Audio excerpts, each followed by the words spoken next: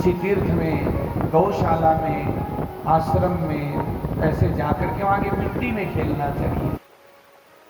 भूमि जो शक्ति है, हमारा आधार है, ये पत्नी है भगवान की, और ये हमारे अंदर भी ऊर्जा रूप में पंच तत्व का एक शरीर है। तो दूसरा है आप जल, तीसरा अनल अग्नि, चौथा वायु। गीता जी का श्लोक है, भूमि रातो नलो वायु हम मनो बुद्धि रेवच अहंकार मितीयम में देवना प्रकृति रष्टा। 8 प्रकार की जो प्रकृति है वही हम सब में भी है, और उन्होंने भगवान से कहा प्रभु हम सबके साथ है, लेकिन आपके साथ हमें अवसर कब मिलेगा? तो भगवान ने कहा रामावतार में तो नहीं, कृष्णावतार में मैं सबकी सब इच्छाएं पूरी करूंगा। इस प्रकार भगवान ने अष्टपद रानियों को ग्रहण किया। इसी प्रसंग में क्योंकि आप सबने सुना होगा, श्रवण करते हैं, भगवान के 16,108 विवाह कुल हुए, तो 16,101 साथ थे। अब आप ये बताइए, एक विवाह में आदमी की चक्कर घिन्नी बन जाती है, दिन रात क्या क्या करना पड़ता है।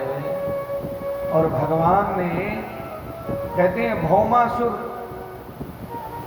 का वध करके, भौमासुर एक राक्षस है, पृथ्वी का पुत्र कहलाता है, और उसने एक प्रण किया कि अरे कृष्ण ने 8 विवाह किए, मैं हजारों के साथ एक साथ विवाह करूंगा, 1,00,000 राजकन्याओं के साथ विवाह करूंगा। तो वो क्या करता, आक्रमण करता, जहां अच्छी अच्छी राजकन्याएं दिखती, सुंदर दिखती, उन सबको उठा लाता, अपहरण करके ले आता, छद्म रूप बना करके ले आता। इस प्रकार से उसने 16,100 कन्याओं को बंद कर रखा था। और भगवान श्री कृष्ण को सूचना मिली तो भूमि सुता सत्यभामा को साथ में लेकर के जाते हैं, और उन भौमासुर के द्वारा अपहरित राजकन्याओं को छुड़ाने के लिए भौमासुर का उद्धार करते हैं, वध करते हैं। प्रसंग तो युद्ध का लंबा है, किंतु युद्ध हुआ और अपाहरत गजस्थस्य चक्रेण क्षुर नेमिना, भगवान ने सुदर्शन चक्र के द्वारा और उसका सर धड़ से अलग किया और उसके पुत्र भगदत्त का अभिषेक कर दिया। वो भगवान का परम भक्त था। भगदत्त का अभिषेक करके 16,100 राजकन्याओं को मुक्त करके कहा, आप सब अपने अपने राज्य में लौट जाएं। बोलो जय श्री कृष्ण। जय श्री कृष्ण। राजकन्याएं कहती हैं, इससे अच्छा तो है हम समुद्र में डूब के मर जाएं। भगवान ने कहा क्यों? कहा अब हम कन्याओं को कौन अपनाएगा? एक राक्षस उठा के ले जाए, अब इतने दिनों तक उसने हमें बंदी बनाए रखा, हमारा शोषण किया, अब हमें कौन अपनाएगा? और खासकर राजा, एक राजा की यश मान प्रतिष्ठा कहे नहीं आई तो ये बात तो हुई कि राक्षस उठा के ले गया, लेकिन लौट के आएंगी तो जैसे रामावतार में बात हुई कि सीता जी इतने दिन रह के आई तो भगवान को उनको छोड़ना पड़ा, तो क्या पता उन राजाओं के साथ भी क्या परिस्थितियां हों, द्रोह हो जाए। इसलिए कन्याओं ने मना कर दिया अपने राज्य में जाने से और कहा हम समुद्र में डूब के मर जाएंगी, अपने राज्य में नहीं जाएंगी। भगवान कहते हैं बस जिसका संसार में कोई ना हो उसका मैं हूं। और भगवान ने उन 16,100 को साथ में लिया, सबको द्वारिकापुरी लेकर के गए। और सुखदेव जी कहते हैं राजन 16,100 मंडप बने, 16,100 आचार्यगण विवाह करवा रहे हैं, भगवान एक ही हैं। हर मंडप में भगवान विराजमान है। 16,000 राजकन्याओं को ये लग रहा है भगवान का विवाह मेरे ही साथ हो रहा है, लेकिन भगवान का विवाह सभी के साथ है। और इसलिए कहते हैं कि मेरे तो गिरधर गोपाल दूसरों न कोई, जाके सिर मोर मुकुट मेरो।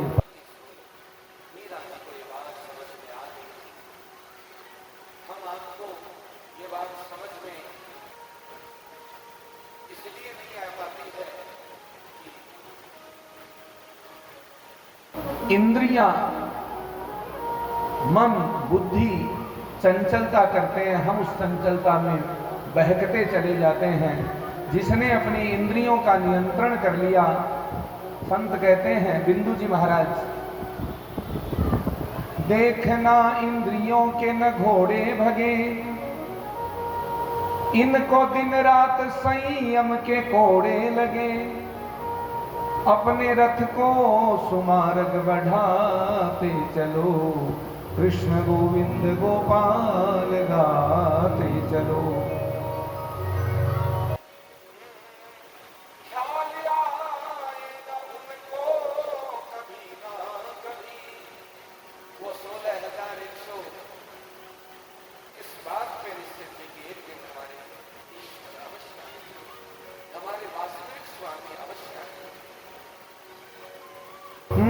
ध्यान आएगा उनको कभी ना कभी, भक्त पाएगा प्रभु को कभी ना कभी। ऐसा विश्वास मन में जगाते चलो, कृष्ण गोविंद गोपाल गाते चलो। अब दूसरा युद्ध चालू हो गया क्या? हाँ, पानीपत के 3 युद्ध प्रसिद्ध है ना, है ना? कुरुक्षेत्र वाले को छोड़ करके भी पानीपत के 3 युद्ध प्रसिद्ध हैं। और ये तो गनीमत है, संधि हो गई थी बीच में, नहीं तो और बताने कितने युद्ध होते।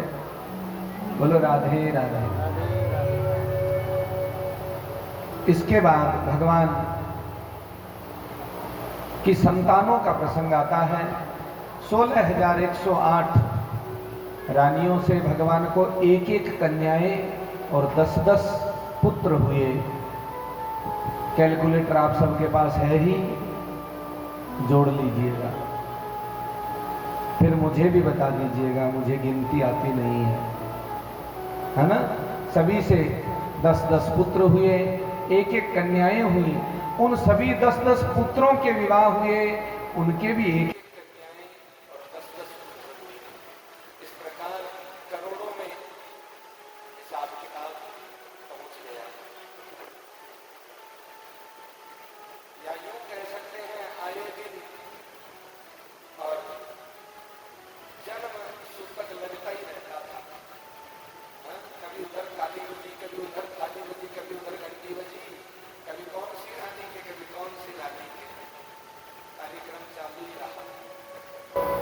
और अब जो प्रसंग है वो एक विशेष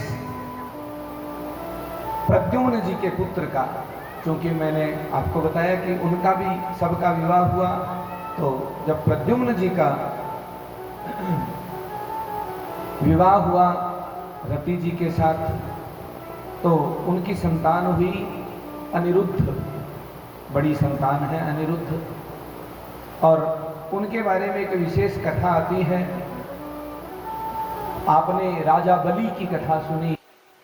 उनके पुत्र हुए विरोचन, विरोचन के पुत्र हुए बाणासुर, और उन बाणासुर की पुत्री थी उषा, अनिंद सुंदरी थी वो राजकुमारी।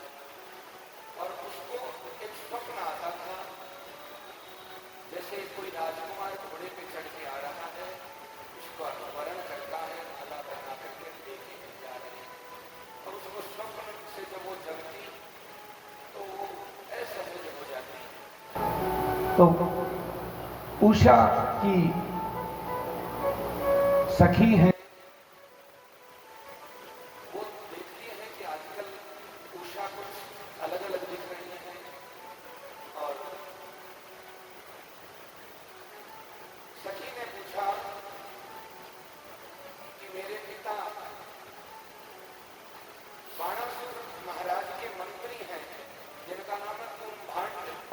और मैं कुंभांड की पुत्री चित्रलेखा तुम्हारी सखी होने के नाते तुमसे ये जानना चाहती हूं कि क्या समस्या है। अच्छा, चित्रलेखा